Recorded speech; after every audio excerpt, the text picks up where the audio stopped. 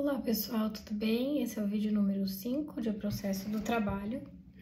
Nesse vídeo, então, nós vamos começar a ver os dissídios coletivos. Acho que tá centralizado, sim. Bom, no tocante aos dissídios coletivos, ele está no capítulo 4º aqui da CLT, e a seção 1ª, então, trata da instauração da instância e começa no artigo 856. De acordo com este artigo, a instância será instaurada mediante representação escrita. Então, a gente já vê que é diferente, porque no procedimento do dissídio individual, ela pode ser verbal e depois ela vai ser reduzida a termo. Aqui no dissídio coletivo, não. A instância vai ser instaurada mediante representação escrita e ao presidente do tribunal. Poderá ser também instaurada por iniciativa do presidente ou ainda requerimento da Procuradoria da Justiça do Trabalho, sempre que ocorrer a suspensão do trabalho. Artigo 857. A representação para instaurar a instância em dissídio coletivo constitui prerrogativa das associações sindicais, excluídas hipóteses aludidas no artigo 856, quando ocorrer a suspensão do trabalho. Então, em regra, a representação para instaurar a instância é uma prerrogativa do sindicato, exceto quando houver a suspensão do trabalho, conforme o artigo 856. 857, parágrafo único. Quando não houver sindicato representativo da categoria econômica ou profissional, poderá a representação ser instaurada pelas federações correspondentes e, na falta, pelas confederações no âmbito de sua representação. Logo, aqui é uma observação minha, logo não pode ser instaurada concorrentemente, mas apenas na ausência de uma, instauram os demais. Depois, artigo 858. A representação será apresentada em tantas vias quantos forem os reclamados e deverá conter dois pontos. Deverá conter dois pontos: a designação e qualificação dos reclamantes e dos reclamados e a natureza do estabelecimento ou serviço, os motivos do dissídio e as bases da conciliação. 859. A representação dos sindicatos para instaurar a instância fica subordinado à aprovação da Assembleia, da qual participem os associados interessados na solução do dissídio coletivo, em primeira convocação, por maioria de 2/3 dos mesmos, ou em segunda convocação, por 2/3 dos presentes. Então, para a representação dos sindicatos, a instauração da instância fica subordinada à aprovação da Assembleia. E aí,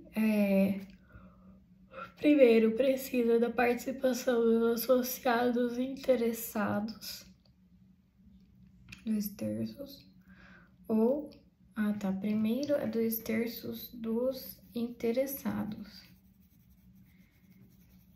E na segunda, 2/3 dos presentes. Artigo 859. Agora, a seção 2 trata da conciliação e do julgamento. Artigo 860. Recebida e protocolada a representação, e estando na devida forma, o presidente designará a audiência de conciliação dentro do prazo de 10 dias, determinando a notificação dos dissidentes, com observância do disposto do artigo 841. Parágrafo único. Quando a instância for instaurada ex officio, a audiência deverá ser realizada dentro do prazo mais breve possível, após o reconhecimento do dissídio. 861. É facultado ao empregador fazer-se representar na audiência pelo gerente ou por qualquer outro preposto que tenha conhecimento do dissídio e por cujas declarações seja sempre responsável. Esse aqui está grifado, que já caiu em prova, então é facultado ao empregador aqui no dissídio coletivo, ele fazer-se representar na audiência pelo gerente ou qualquer outro preposto que tenha conhecimento do dissídio, por cujas declarações será sempre responsável. Então, é a mesma redação, né, do que lá no dissídio individual. 862. Na audiência designada, comparecendo ambas as partes ou seus representantes, o presidente do tribunal as convidará para se pronunciarem sobre as bases da conciliação. Caso não sejam aceitas as bases propostas, o presidente submeterá aos interessados a solução que lhe pareça capaz de resolver o dissídio. Então, nas audiências designadas, comparecendo ambas as partes ou seus representantes, o presidente do tribunal as convidará para se pronunciarem sobre as bases da conciliação. Então, aqui a gente também vê a conciliação no dissídio coletivo. Caso não sejam aceitas, o presidente, então, aí vai propor a solução que lhe pareça capaz de resolver esse dissídio. Artigo 863. Havendo acordo, o presidente o submeterá à homologação do tribunal na primeira sessão. E aqui eu coloquei que o erro de uma questão foi afirmar que a ultimação do acordo não cabe ao juiz, mas sim ao tribunal. Então, porque havendo acordo, o presidente, então, vai submeter a homologação desse acordo para o tribunal. Não é ele que homologa, é o tribunal. Artigo 864. Não havendo acordo, ou não comparecendo ambas as partes ou uma delas, o presidente submeterá o processo a julgamento, depois de realizadas as diligências que entender necessárias e ouvida a procuradoria. Então, não havendo acordo, ou não comparecendo ambas as partes, o presidente submeterá o processo a julgamento. Sempre que no decorrer do dissídio houver ameaça de perturbação da ordem, o presidente requisitará à autoridade competente as providências que se tornarem necessárias. Então, sempre que no decorrer do dissídio houver ameaça, perturbação da ordem, vai requisitar as providências. 866. Quando o dissídio ocorrer fora da sede do tribunal, poderá o presidente, se julgar conveniente, delegar à autoridade local as atribuições de que tratam o artigo 860 e 862. Nesse caso, não havendo conciliação, a autoridade delegada vai encaminhar o processo ao tribunal, fazendo exposição circunstanciada dos fatos e indicando a solução que lhe parecer conveniente. Havendo acordo, o tribunal homologará. Nos termos do 863. Isso foi uma observação minha. 867. Da decisão do tribunal, serão notificadas as partes ou seus representantes em registro postal, com franquia, fazendo outrossim a sua publicação no Jornal Oficial para a ciência dos demais interessados. Parágrafo único. A sentença normativa vigorará, 2 pontos, a partir da data de sua publicação, quando ajuizado o dissídio, após o prazo do artigo 616, parágrafo 3º, ou quando não existir acordo, convenção ou sentença normativa em vigor da data do ajuizamento. Então, a sentença pode vigorar, de acordo com o artigo 867, a partir da data da publicação da sentença normativa, em 2 hipóteses: quando o dissídio for ajuizado após um prazo do artigo 616, parágrafo 3º, ou quando ainda não existir acordo ou convenção em vigor na data do ajuizamento. E a sentença normativa vigorará a partir do dia imediato ao termo final da vigência do acordo, convenção ou sentença, quando o dissídio for ajuizado no prazo do artigo 616, parágrafo 3º. E agora nós vamos para a próxima sessão, seção 3, que fala da extensão dessas decisões. Nós temos aqui uma seção número 4, que fala do cumprimento da decisão, e a seção número 5, que é da revisão. Todas essas seções aqui dentro, então, do dissídio coletivo. Então, seção 3, da extensão das decisões, 868. Em caso de dissídio coletivo que tenha por motivo novas condições de trabalho e no qual figure como parte apenas uma fração de empregados de uma empresa, poderá o tribunal competente, na própria decisão, estender tais condições de trabalho se julgar justo e conveniente aos demais empregados da empresa que forem da mesma profissão dos dissidentes. Então, sobre a extensão das decisões,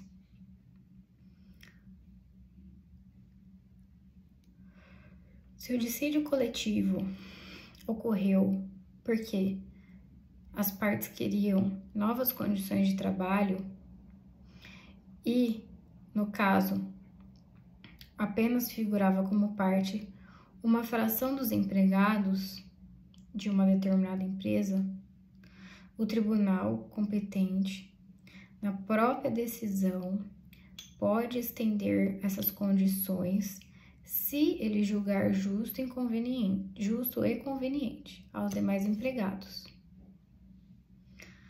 Parágrafo único. O tribunal fixará a data em que a decisão deve entrar em execução, bem como o prazo de sua vigência, o qual não pode ser superior a 4 anos. Esse prazo aqui é bem importante. Então, olha, tá aqui escondidinho o 868, parágrafo único. O prazo de vigência da sentença normativa vai ser de 4 anos. Artigo 869. A decisão sobre novas condições de trabalho pode também ser estendida a todos os empregados da mesma categoria profissional, compreendida na jurisdição do tribunal. 2 pontos. Então, peraí, a decisão sobre essas novas condições pode também ser estendida a todos os empregados da mesma categoria. Então, você vê que no artigo 868, caput, fala da empresa, né, de estender para todos os empregados da mesma empresa. E a 869 se difere, que fala para todos os empregados da categoria. E quando, né? Quando essa decisão ela pode ser estendida? Em 4 hipóteses: por solicitação de um ou mais empregadores ou de qualquer sindicato destes, por solicitação de um ou mais sindicatos de empregados. Então, um empregador pode pedir ou mais de um ou seus sindicatos, ou por solicitação de um ou mais sindicatos de empregados. Também ex officio, pelo tribunal que houver proferido a decisão, e por solicitação da Procuradoria da Justiça do Trabalho. Depois, 870. Para que a decisão possa ser estendida na forma do artigo anterior, torna-se preciso que 3/4 dos empregadores e 3/4 dos empregados concordem com a extensão da decisão. E parágrafo 1º. O tribunal competente marcará prazo não inferior a 30 dias nem superior a 60, a fim de que se manifestem os interessados. Parágrafo 2º. Ouvidos os interessados e a Procuradoria da Justiça do Trabalho, será o processo submetido ao julgamento do tribunal. E 871, sempre que o tribunal estender a decisão, marcará a data em que a extensão deva entrar em vigor. Então, essa parte aqui, seção 3 da extensão das decisões. Agora nós vamos ver a próxima seção, seção 4, que trata do cumprimento das decisões. E ela tem um artigo só, artigo 872. Celebrado o acordo ou transitada em julgado a decisão, seguir-se-á o seu cumprimento, sob as penas estabelecidas neste título. E aqui o título trata do rito ordinário e não rito de execução. Então, tem um comentário aqui. Acho que o item 4 está errado porque a ação de conhecimento não é uma ação de execução, mas sim a ação de conhecimento de cunho condenatório. pois a sentença normativa não cria um título judicial, mas sim uma norma jurídica abstrata. Muito interessante, né? E agora sim, parágrafo único. Quando os empregadores deixarem de satisfazer o pagamento de salários na conformidade da decisão proferida, poderão os empregados ou seus sindicatos, independentes de outorga de poderes de seus associados, juntando certidão de tal decisão, apresentar reclamação à junta ou juízo competente, observado o processo previsto no capítulo 2 deste título, sendo vedado questionar sobre a matéria de fato e direito já apreciado na decisão.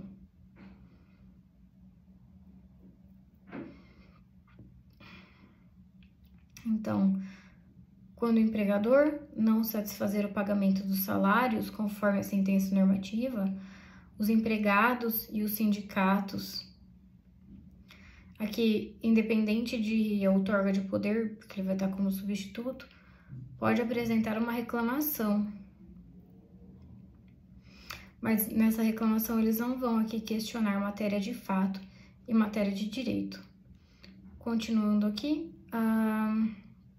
eu fiz uma observação que a ação de cumprimento é uma ação de conhecimento de cunho condenatório, proposta pelo sindicato, pelos trabalhadores, na vara do trabalho, a competência da vara do trabalho, obedecida a regra do artigo 651 da CLT, cuja finalidade é o cumprimento das cláusulas constantes dos instrumentos normativos coletivos.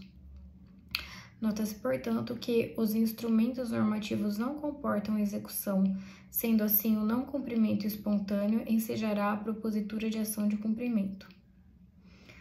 E esse procedimento é semelhante ao do dissídio individual, não sendo permitido às partes discutir questões de fato ou de direito que já foram apreciadas na sentença normativa. Muito bem, agora a próxima sessão é a sessão da revisão. Artigo 873. Decorrido mais de um ano de sua vigência, caberá a revisão das decisões que fixarem condições de trabalho, quando se tiverem modificado as circunstâncias que as ditaram, de modo que tais 873. Agora é da revisão. Decorrido mais de um ano da sua vigência, mais de um ano, caberá o quê? A revisão das decisões que vão fixar as condições de trabalho, quando se tiverem modificado as circunstâncias que as ditaram, de modo que tais condições se hajam tornado injustas ou inaplicáveis.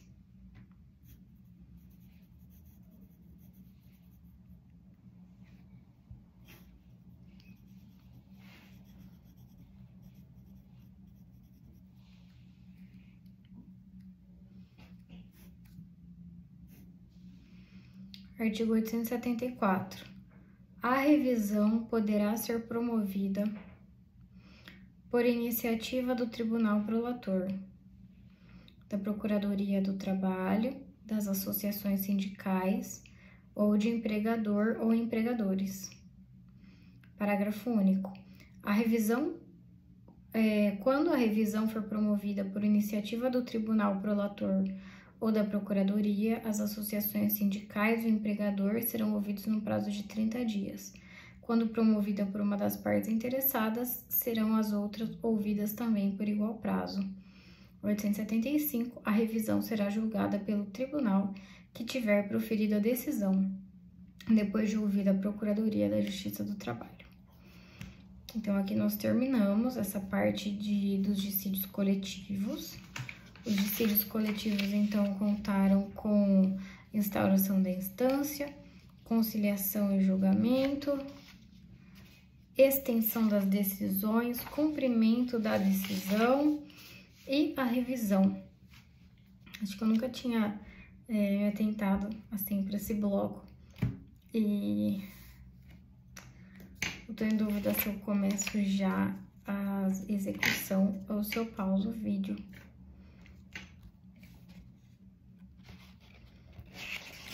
Porque aí é interessante, né, por bloco, estudar assim por bloco.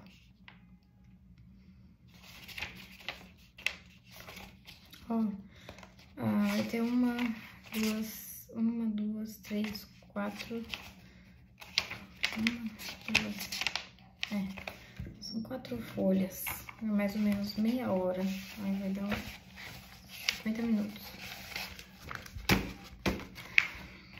Eu acho que vai dar. Vai ser bem legal. Depois vai sobrar os recursos que 1, 2, 3, 4, 5, 6 e meio. Então, vamos fazer assim, a gente vai ler mesmo da execução. E o próximo vídeo aí vai ser os recursos e aí a gente acabou a CLT. Acho que vai a 6 vídeos. Muito legal, né? Ai, ai. Dá uma preguicinha. Continuar. Foco, né? Agora não é hora disso. Então, vamos ver o que a gente vai enfrentar, né? Para ser mais fácil. Nesse capítulo da execução, nós vamos passar pelos seguintes temas. Pelo tema das disposições preliminares, que é a seção 1. Depois nós vamos ver o mandado e a penhora, seção 2. Os embargos à execução e a sua impugnação, seção 3. O julgamento e os trâmites finais de execução, seção 4. E a execução por prestações sucessivas, seção 5. Então, a CLT, a parte de execução da CLT, a execução ali tanto das decisões individuais, de dissídio individual, de acordo e tudo mais, também dos títulos executivos, etc., está aqui nessa parte. Então, disposição preliminar, mandado e penhora, embargos, execução, impugnação, julgamento e uma execução por prestação sucessiva. Muito bem. Não parece um monstro de 7 cabeças, né? Assim, são só, ó, vou colocar aqui no post-it 1, 2, 3, 4, 5, pra gente ver que são as 5 sessões. E aí, conforme nós formos lendo, eu vou riscando, vai parecer que vai passar muito mais rápido. Então, seção 1 das disposições preliminares. Artigo 876. As decisões passadas em julgado ou das quais não tenha havido recurso com efeito suspensivo. Então, o artigo 876, pelo visto aqui, ele vai falar, então, o que vai ser objeto da execução. Então, será objeto da execução as decisões passadas em julgado, ou, ainda que não passou em julgado, se ela não teve recurso com efeito suspensivo, que são as execuções provisórias, não são as execuções definitivas, né? Então, as decisões das quais não tem havido recurso com efeito suspensivo, os acordos quando não cumpridos, os termos de ajuste de conduta firmados pelo Ministério Público do Trabalho e os termos de conciliação firmados perante as comissões de conciliação prévia serão executadas pela forma estabelecida neste capítulo. Parágrafo único. A Justiça do Trabalho executará de ofício as contribuições sociais previstas na linha A do inciso 1 e no inciso 2 do caput do artigo 195 da Constituição Federal e seus acréscimos legais, relativas ao objeto da condenação, constante das sentenças que proferir e dos acordos que homologar. Então, também, olha, quando a gente vai tratar das contribuições previdenciárias, mencionar sempre o artigo 876 aqui, parágrafo único, sobre a competência da Justiça do Trabalho em executá-los.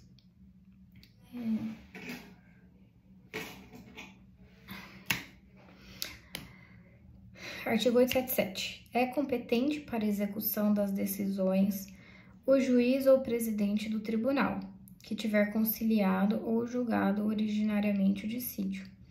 Então, quem é competente para executar as decisões do juiz ou do presidente? Aquele que, a competência para executar essas decisões é daquele que conciliou ou julgou originariamente o dissídio. Então, a competência, a 876 é, então, o que vai ser executado. O 877, então, é competência, né? Onde será executado. O 877A é competente para execução de título executivo extrajudicial. O juiz que teria competência para o processo de conhecimento relativo à matéria. Então, é competente para execução de título executivo extrajudicial. O juiz que teria competência para o processo de conhecimento relativo à matéria. Ah, tá, porque o título executivo extrajudicial, ele não foi, né, julgado originariamente, etc, etc. Então, o 877A vem aqui complementar. Então, o 877A também fala da competência. 878. A execução será promovida pelas partes. Permitida a execução de ofício pelo juiz ou pelo presidente do tribunal apenas nos casos em que as partes não estiverem representadas por advogado. Então, a execução vai ser promovida pelas partes. É permitida a execução de ofício também pelo juiz, pelo presidente do tribunal, mas só nos casos em que as partes não estiverem representadas por advogado.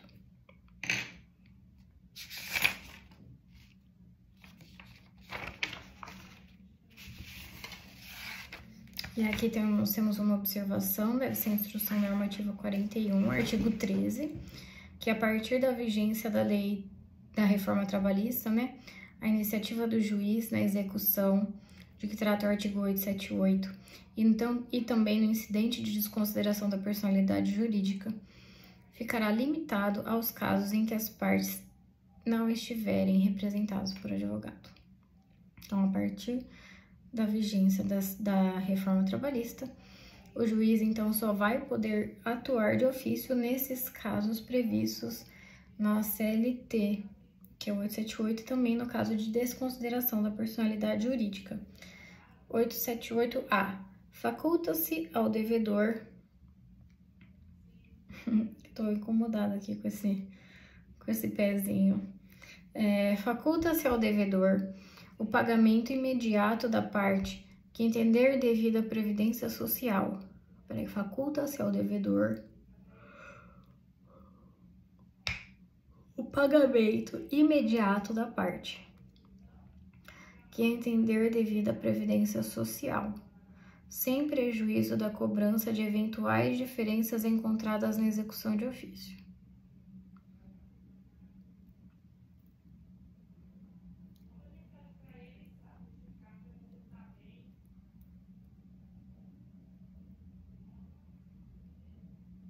Muito bem. 879. Ah, tá. Eu coloquei um colchete bem grande aqui. O artigo agora 879, ele é bem grandão. Ele tem 7 parágrafos. Então, vamos ver. 879. Sendo ilíquida a sentença exequenda, ordenar-se-á a sua liquidação, que pode ser feita por cálculo, arbitramento ou por artigos. Na liquidação, não se poderá modificar ou inovar a sentença liquidanda, nem discutir a matéria pertinente à causa principal. A liquidação abrangerá também o cálculo das contribuições previdenciárias. As partes deverão ser previamente intimadas para a apresentação do cálculo de liquidação, inclusive da contribuição previdenciária incidente. Elaborada a conta e tornada líquida, o juízo deverá abrir às partes prazo comum de 8 dias para a impugnação fundamentada, com a indicação dos itens e valores objeto da discordância sob pena de preclusão. Então, peraí. Elaborada a conta e torná-la líquida, o juiz deve, não pode, com a reforma deve, o juiz deve abrir as partes, prazo comum de 8 dias. Então, deve, prazo comum de 8 dias, para impugnar de forma fundamentada, com indicação dos itens e valores, o objeto da discordância sob pena de preclusão. Artigo 14. A regra inscrita no artigo 879, parágrafo 2º da CLT, quanto ao dever de o juiz conceder prazo comum de 8 dias para impugnação fundamentada na conta de liquidação, não se aplica à liquidação de julgado iniciado antes de 11 de novembro. Então, porque agora é um dever, né? Esse dever não se aplica à liquidação dos julgados. Então, a liquidação de um julgado começou no dia 10. Nessa liquidação que ocorreu no dia 10, não vai incidir aqui esse dever de o juiz abrir o prazo comum de 8 dias, porque, de acordo com a instrução normativa, esse dever só é imposto para as liquidações que ocorreram após a entrada em vigor da reforma trabalhista. Parágrafo 3º. Elaborada a conta pela parte ou pelos órgãos auxiliares da Justiça do Trabalho, o juiz procederá à intimação da União para manifestação no prazo de 10 dias sob pena de preclusão.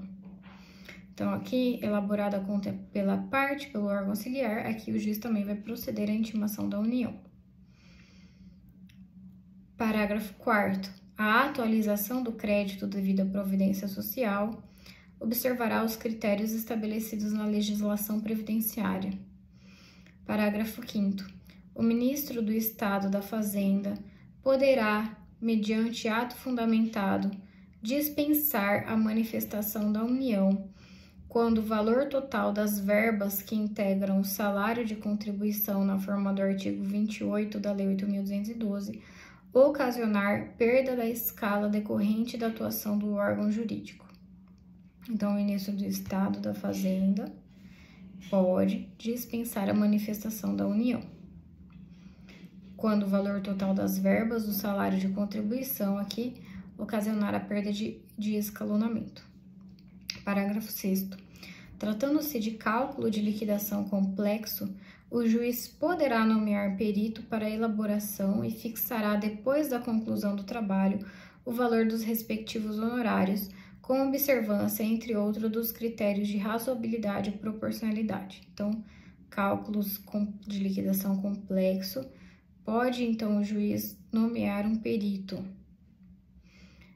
que vai elaborar e fixará depois da conclusão o valor dos respectivos honorários. E agora o parágrafo 7º, a atualização dos créditos decorrentes da condenação judicial será feita pela TR, e esse parágrafo aqui nós temos que ver a nova... Não, ele não aplica assim, né? Acho que foi declarado inconstitucional pelo STF. Nós temos a vide ADC 5859. A ADC é declaração de constitucionalidade, né? Então, na verdade, mas foi declarado inconstitucional. E agora nós temos uma nova forma de corrigir e de aplicar os juros para os créditos trabalhistas. Então, olha, a sessão já foi, só faltam mais 4. Então, seção número 2, do mandado e da penhora. Requerida a execução, o juiz ou presidente mandará expedir mandado de citação do executado, a fim de que cumpra a decisão ou o acordo no prazo, pelo modo e sob as cominações estabelecidas ou quando se tratar de pagamento em dinheiro, inclusive de contribuição social devida à União, para que o faça em 48 horas, ou garanta a execução sob pena de penhora.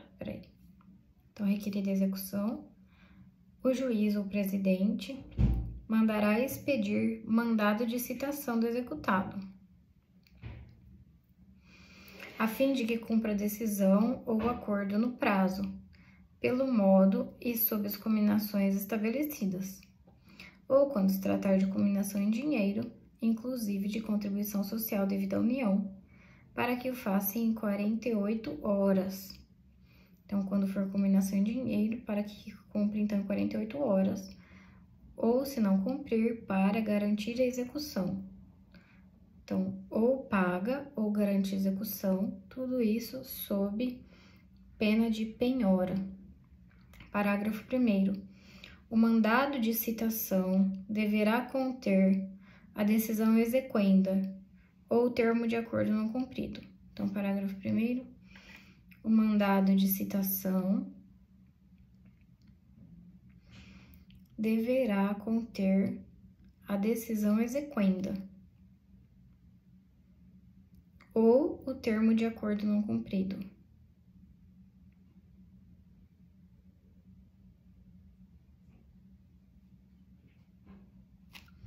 Certo. Parágrafo 2º. A citação será feita por oficial a citação será feita pelos oficiais de diligência. Parágrafo 3º. Se o executado procurado por 2 vezes no espaço de 48 horas não for encontrado, far-se-á a citação por edital, publicado no Jornal Oficial ou, na falta deste, afixado na sede da junta ou juízo durante 5 dias. Então, se o executado, que foi procurado por 2 vezes em 48 horas, não for executado, não for encontrado, a citação será feita por edital. E aí vai ser publicado no Jornal Oficial e tudo mais, durante que prazo de 5 dias. Artigo 881. No caso de pagamento da importância reclamada, será este feito perante o escrivão ou secretário, lavrando-se termo de quitação, em 2 vias, assinadas pelo exequente, pelo executado e pelo mesmo escrivão ou secretário, entregando-se a segunda via ao executado e juntando-se a outra ao processo. Parágrafo único. Não estando presente o exequente, será depositada a importância mediante guia em estabelecimento oficial de crédito. Não estando presente o exequente, então ele é depositada a quantia mediante uma guia. Em estabelecimento oficial de crédito ou, em falta deste, em estabelecimento bancário idôneo. Agora, artigo 882. O executado que não pagar a importância reclamada poderá garantir a execução mediante depósito da quantia correspondente, atualizada e acrescida das despesas processuais, apresentação de seguro-garantia judicial ou nomeação de bens à penhora, observada a ordem de preferência estabelecida no artigo 835 do CPC. E aqui, essa redação aqui da reforma trabalhista, mas interessante, né? Porque, ó, aquele que não pagar a importância reclamada, ele vai garantir a execução depositando a quantia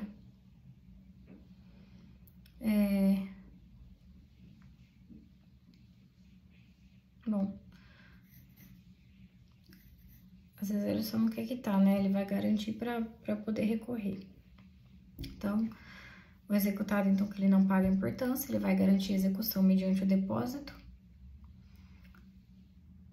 atualizada e acrescida das despesas, ou mediante apresentação do seguro-garantia, ou mediante nomeação de bens à penhora.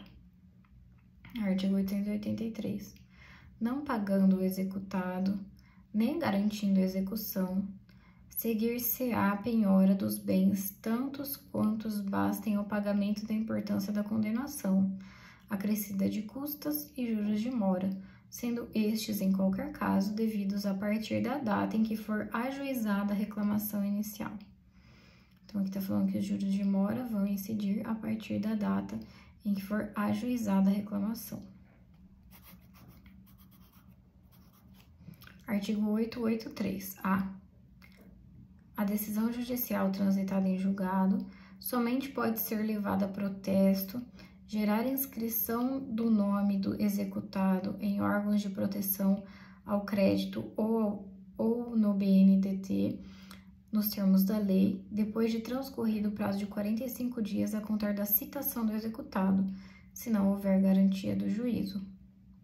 Então, aqui ele está falando que a decisão pode ser levada a protesto, a decisão pode gerar a inscrição do nome em órgãos de proteção ao crédito e pode também inscrever o nome no Banco Nacional dos Devedores Trabalhistas. Então, são 3 aqui hipóteses. E isso pode, então, depois de transcorrido o prazo de 45 dias a contar da citação do executado. Instrução Normativa 41, artigo 15. O prazo previsto no artigo 883-A da CLT para as medidas de execução indireta nele especificadas aplica-se somente às execuções que iniciaram-se a partir de 11 de novembro de 2017. Então, se eu tenho uma execução que ela iniciou no dia 10, não é para ser aplicado esse 883-A. De acordo com a Instrução Normativa, esse 883-A só se aplica às execuções que foram iniciadas a partir de 11 de novembro de 2017. Muito bem. Nós então já vimos a seção 2, agora nós estamos indo para 3, que trata dos embargos à execução e a sua impugnação. Artigo 884. Então, a gente agora vai ler sobre os embargos à execução e sobre a impugnação aos embargos. 884. Garantida a execução ou penhorados os bens, terá o executado 5 dias para apresentar os embargos, cabendo igual prazo ao exequente para a sua impugnação. Parágrafo 1º. Esse aqui só tem, essa seção 3, só tem esse artigo 884 e ele tem 6 parágrafos, né? Então, a gente só vai ver esse artigo aqui com 6 parágrafos. Primeiro parágrafo. A matéria de defesa será restrita às alegações de cumprimento da decisão ou do acordo, quitação ou prescrição da dívida. Parágrafo 2º. Se na defesa tiverem sido arroladas testemunhas, poderá o juiz ou presidente do tribunal, caso julgue necessário seus depoimentos, marcar audiência para a produção das provas, a qual deverá realizar-se dentro de 5 dias. Então, se na defesa tiverem sido arroladas testemunhas, poderá o juiz, caso julgue necessário, marcar audiência. Vai ocorrer dentro de 5 dias. Parágrafo 3º. Somente nos embargos à penhora poderá o executado impugnar a sentença de liquidação. Somente nos embargos à penhora poderá o executado impugnar a sentença de liquidação, cabendo ao exequente igual direito no mesmo prazo. Então, nós vimos agora há pouco, nós vimos aonde? Na parte aqui, ó, das disposições preliminares, aqui no artigo 879 e seguintes, fala sobre a liquidação de sentença, certo? 879. E falando aqui da elaboração da conta, quando precisa ou não instituir um perito e tudo mais. Então, beleza, tá no 879. E aqui, no 884, parágrafo 3º, está dizendo que somente nos embargos à penhora poderá o executado impugnar a sentença de liquidação, aquela sentença que resolveu a liquidação, pode então ser impugnada nos embargos à penhora, e aí cabe ao exequente igual direito no mesmo prazo. Parágrafo 4º. Julgar-se-ão na mesma sentença os embargos e as impugnações à liquidação apresentado pelos credores trabalhistas e previdenciários. Então, a mesma sentença só vai julgar os embargos e as impugnações à liquidação que foram apresentadas pelos credores. Parágrafo 5º. Considera-se inexigível o título judicial fundado em lei e ato normativo declarado inconstitucional pelo STF ou em aplicação ou interpretação tida por incompatível com a Constituição Federal. Parágrafo 6º. A exigência da garantia ou penhora não se aplica às entidades filantrópicas e ou àqueles que compõem ou compuseram a diretoria dessas instituições.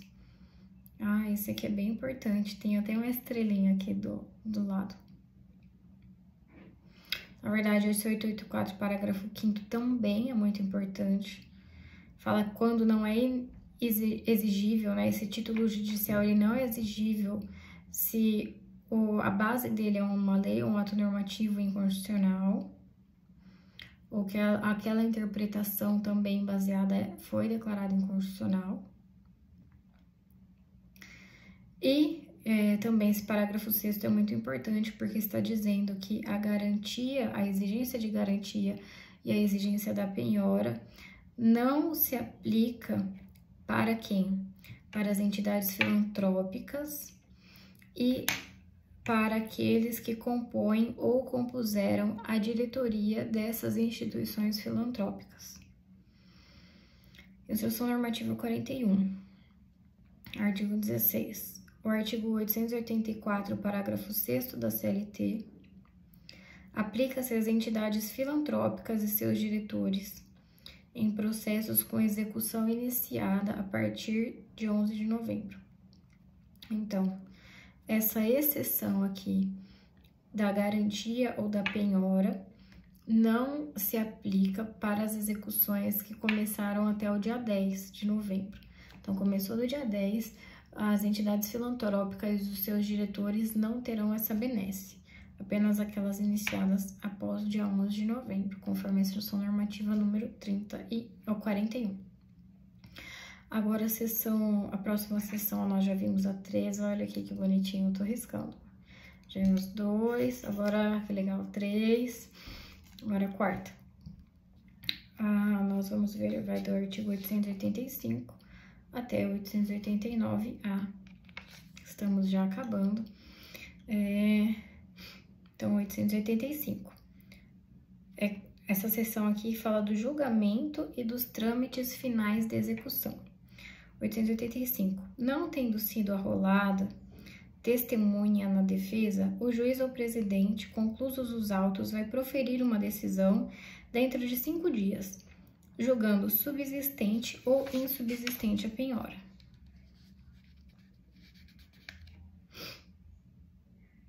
Então, subsistente ou insubsistente a penhora. 886. Se tiverem sido arroladas testemunhas, fim da sua inquirição em audiência, o escrivão ou secretário fará dentro de 48 horas, conclusos os autos ao juiz ou presidente, que proferirá sua decisão na forma prevista no artigo anterior. Então, peraí. Se tiverem sido arroladas as testemunhas, fim da inquirição, o escrivão vai fazer dentro de 48 horas conclusos ao juiz. E aí ele vai decidir, então.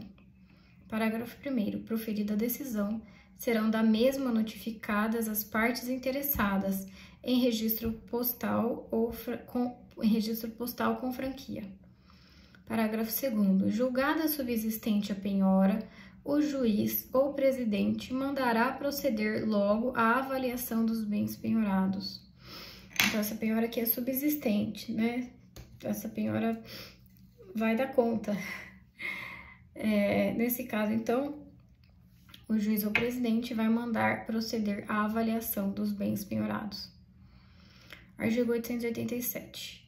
A avaliação dos bens penhorados em virtude da execução de decisão condenatória será feita por avaliador escolhido de comum acordo pelas partes, que perceberá as custas arbitradas pelo juiz ou presidente do tribunal, de conformidade com a tabela a ser expedida pelo TST. Parágrafo 1º. Não acordando as partes quanto à designação do avaliador, dentro de 5 dias após o despacho que o determinou a avaliação, será o avaliador designado livremente pelo juiz ou presidente do tribunal. Parágrafo 2º. Os servidores da Justiça do Trabalho não poderão ser escolhidos ou designados para servir de avaliador. 888. Concluída a avaliação, dentro de 10 dias contados da data da nomeação do avaliador, seguir-se-á a arrematação, que será anunciada por edital afixado na sede do juiz ou tribunal e publicado no jornal local, se houver com antecedência de 20 dias. Então, concluída a avaliação, em 10 dias,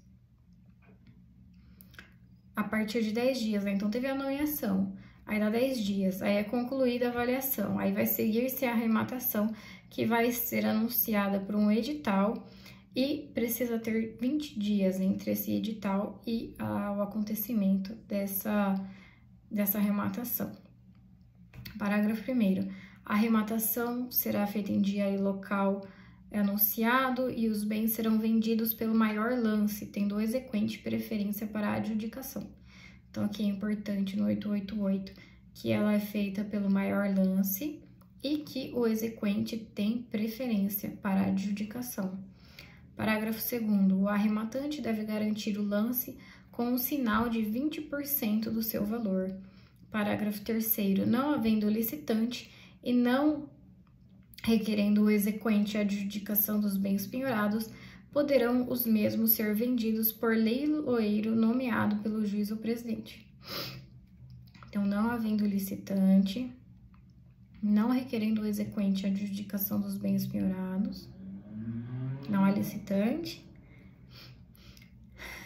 o exequente não quis adjudicação, daí poderão os mesmos ser vendidos por leiloeiro nomeado pelo juiz ou presidente.